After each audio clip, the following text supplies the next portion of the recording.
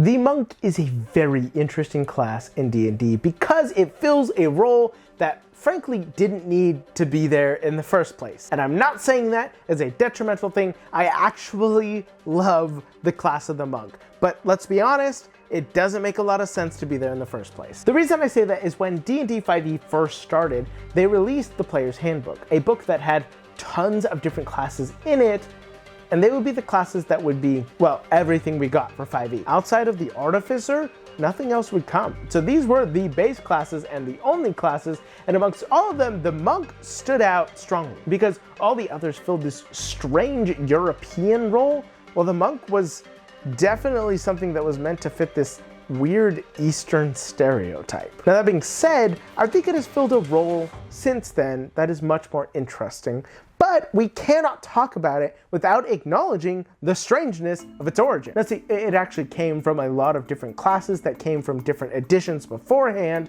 but we're just talking about 5e Monk today. If you want to talk about the history of the monk, feel free to do so in the comments. I will gladly read it because I haven't really played a lot of the earlier editions, but that's not the point of the video. Monk has a weird identity, but I do absolutely love it. I just don't think it fills the identity that it meant to in the first place. Beforehand, it was meant to fill kind of the weeaboo's entire dream, the idea of this character who had the ability to surpass physical limits. And you'd think that the barbarian or the fighter would fill that role, but the monk goes further. Well, the fighter gains the ability to have multiple attack actions to the point of having 4 attacks per action. The monk is able to do that way earlier on. While the barbarian is able to rage and take half the damage of many things, the monk gets far more defenses way earlier on. The monk seems to be this pinnacle of the human body, but more so than the fighter or the barbarian or even the rogue were. See, yes, it was meant to fill this strange role of a character who had the ability to achieve things no one could ever expect, but it's very interesting to me that the role it ends up playing now is far different. In the Player's Handbook, it describes the monk as this class that has the ability to surpass physical limits due to spirituality. However, when I see most people play monks now, or even when I myself want to make a monk, I focus on the physical aspect of them. The flurry of blows, the ability to run up walls and run across water, the ability to resist things simply because of your pure determination. That's fun, interesting, fascinating, and a lot more interesting than the original design of the monk based on the Player's Handbook. Why is that? Why does the monk fill that role in ways that fighters and barbarians do not seem to? I think there's honestly a few different reasons as of why.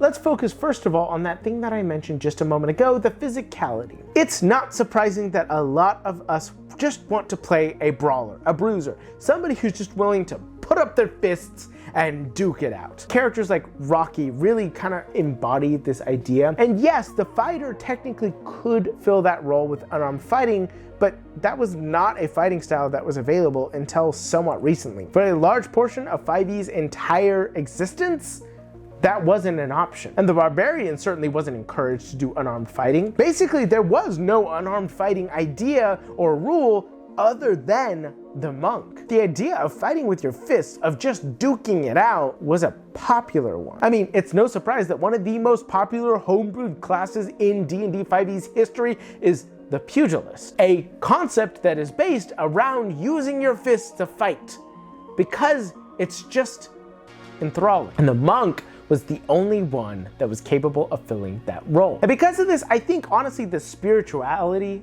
portion of the monk, the key aspect, began to get overshadowed by the physical aspect. And slowly over time, I honestly believe the monk has taken a different role.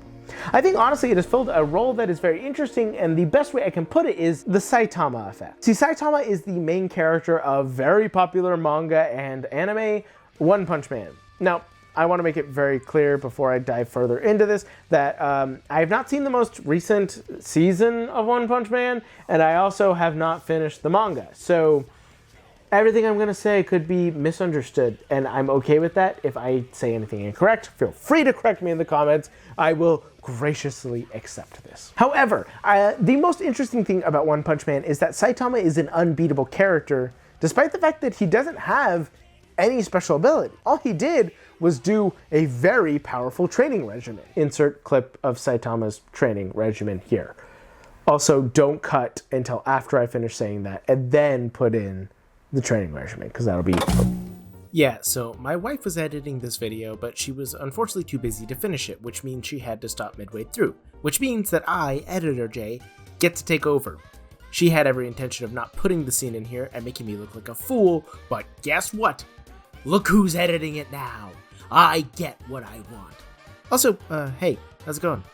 Hope you're enjoying the video. If you are, maybe, hit like, subscribe, comment. Go ahead and tell me about the most recent thing you did that you're proud of. Anyways, what were we doing again? Right, Saitama's training regiment. Play that. 100 push-ups, 100 sit-ups, and 100 squats. Then a 10-kilometer run. Saitama's training regimen is not anything super interesting. In fact, it's very basic in that world. However, because of the fact that he does this and he tries so hard with so much determination, he ends up breaking what's called a limiter. He ends up achieving superhuman strength, speed, and all other abilities far past what anybody could because he reached a level past his physical self. He broke something within him with his determination and achieved a literal godhood status. What does this have to do with the monk? Well, I feel like the monk has achieved that status.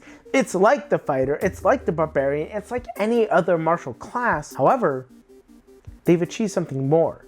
They were so determined to increase their physical body. They were so determined to train themselves, to get better, that they ended up tapping into the magical source that spellcasters use. The we, the concept of magic as a whole. They managed to break past the limits of the human body and become something more. And I think, honestly, that is far better of an understanding of the monk, far better of a concept than originally what was designed when they first made 5e.